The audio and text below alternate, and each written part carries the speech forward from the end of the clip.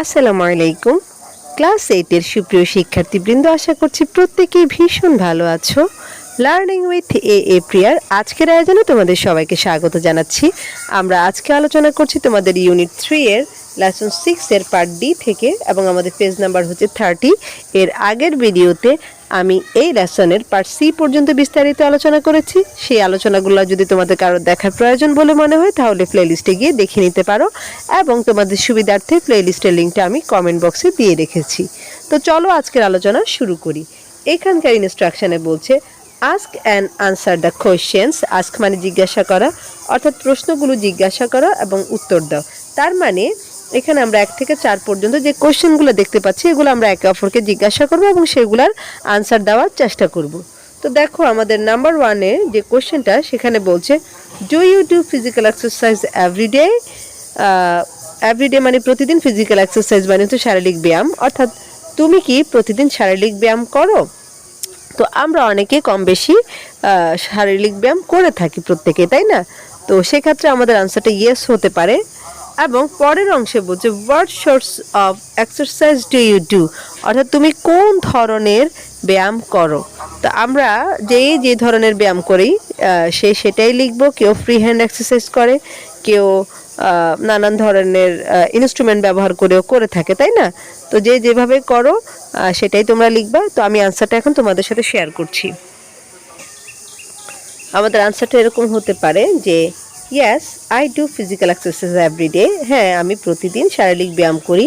এবার তুমি কোন কোন ধরনের ব্যায়াম করো সেটা লিখছো এরকম, I do walking, swimming and stretching. হ্যাঁ, অনেকে চাইলে জগিং লিখতে পারো, অথবা আমি যে 3টা লিখলাম সেই 3টার বাইরেও যদি কিছু তোমরা করে থাকো সেটা লিখতে পারো। তারপর 2 নম্বর প্রশ্নে বলছে why do you need regular physical exercise. Regular মানে হচ্ছে নিয়মিত, অর্থাৎ তোমার কেন নিয়মিত শারীরিক ব্যায়াম করা প্রয়োজন। তো আমরা জানি যে নিয়মিত ব্যায়াম করলে আমরা ভালো থাকি, কর্মক্ষম থাকি, আমাদের শরীর ফিট থাকে, তাই না? আমরা স্ট্রং হই। সো আমাদের আনসারটা হবে এরকম, I need regular physical exercise to stay healthy, active, strong and cheerful. অর্থাৎ আমি প্রতিদিন বা নিয়মিত শারীরিক ব্যায়াম করি সুস্বাস্থ্য বজায় রাখার জন্য, আমি কর্মঠ থাকার জন্য, শক্তিশালী এবং প্রফুল্ল থাকার জন্য। কেমন? এরপর 3 নম্বর কোশ্চেনে বলছে what does physical exercise teach you, অর্থাৎ শারীরিক ব্যায়াম তোমাকে কি শিক্ষা দেয়। তো দেখো physical exercise teaches me discipline and regularity. হ্যাঁ, অর্থাৎ এই যে শারীরিক ব্যায়াম এটা আমাকে নিয়মানুবর্তিতা এবং শৃঙ্খলা শেখায়। এবং আমাদের সর্বশেষ যে কোশ্চেন, এই কোশ্চেনের আবার 3টা পার্ট। দেখো প্রথম পার্টে বলছে হোয়াটস ইউর ফেভারিট স্পোর্ট, অর্থাৎ তোমার প্রিয় খেলা কি। তো আমি আমার পার্সোনালটা লিখেছি যে my favourite sport is football. তো তোমাদের যার যেটা পছন্দ সেটা তোমরা আনসারে লিখবে, এবং সেই সাথে তোমরা চাইলে কমেন্ট বক্সেও জানাতে পারো যে কে কোন ধরনের খেলা পছন্দ করো।